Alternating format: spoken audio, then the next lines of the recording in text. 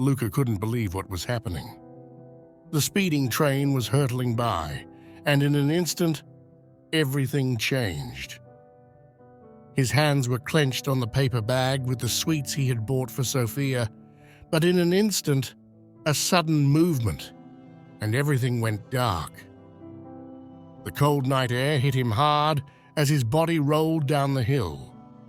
The train, now far away, moved away in silence. Only the hiss of the wind kept him company. Before you find out what will happen to Luca, be sure to subscribe to the channel so you don't miss other emotional stories like this one. Enjoy. Luca had always been an enterprising and curious boy. Growing up in a small mountain village, he had developed a special bond with nature. As a child, despite the many warnings of the adults in the village, he had always been drawn to the forest that surrounded the town. It was a place that inspired fear in many, but for him, it represented a world of mystery and adventure. His father often told him stories of wolves, those majestic creatures that roamed the depths of the forest. The stories fascinated him, but at the same time, they terrified him. Yet, that fear had never been strong enough to keep him away. One day, when he was only 10 years old, Luca was walking home from school along a path near the forest.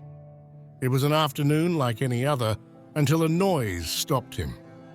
It came from the bushes a few meters away. Curiosity got the better of fear, and without thinking too much, he approached. What he found changed his life forever. A small wolf cub was trapped in a ditch, unable to climb out. Luca, without hesitation, lay down on the ground and reached out to grab it. With an effort, he managed to pull it out. The little wolf looked at him, his eyes shining with gratitude, and Luca felt something inside him that he had never felt before. That gesture had created a special bond between him and the animal.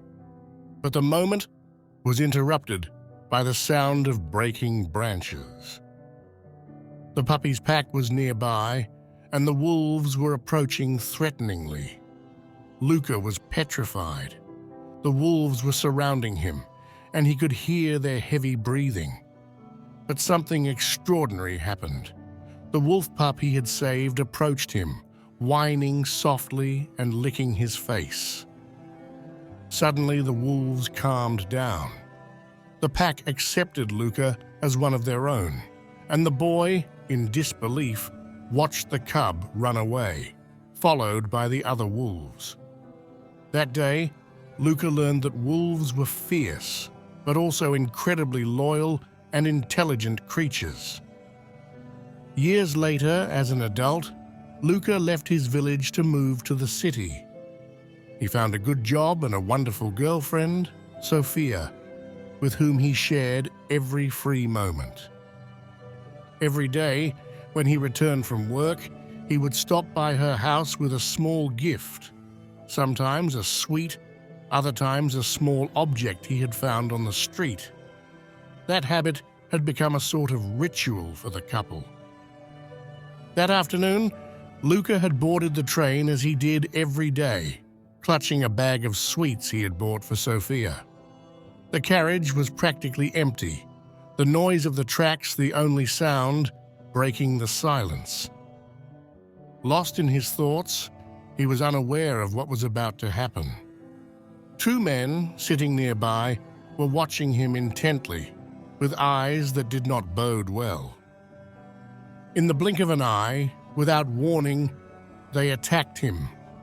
One snatched the phone from his hand, while the other grabbed his bag. Luca tried to fight back, but it was useless. They dragged him violently along the train car. Their brutality had no restraint. With a ruthless gesture, they opened the train door and threw him out, running, leaving him to the mercy of fate. Luca's body rolled down the hill, landing in a cold, wet ditch.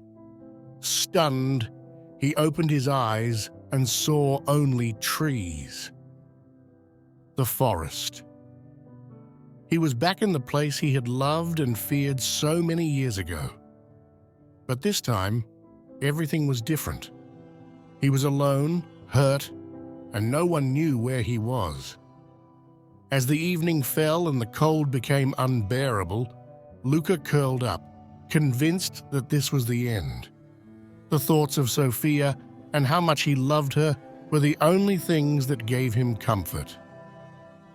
Just then, a noise interrupted his thoughts. He looked up and saw a shadow above him. A wolf. He tried to scare the animal by throwing his hat, but the wolf didn't move. It sniffed him and disappeared into the forest.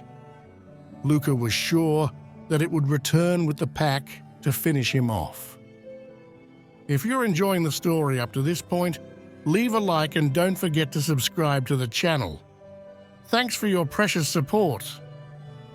But what he didn't know was that the wolf had recognized him. The hat bore his scent, a scent that the wolf had never forgotten. It was the same puppy that Luca had saved 10 years before. That wolf, now grown up, ran toward the village, heading for a house he knew well, Sophia's house. The animal began to knock over the vases and make noise to attract her attention. When Sophia came out and saw the wolf with Luca's hat in his jaws, her blood ran cold. But she knew she had to follow him.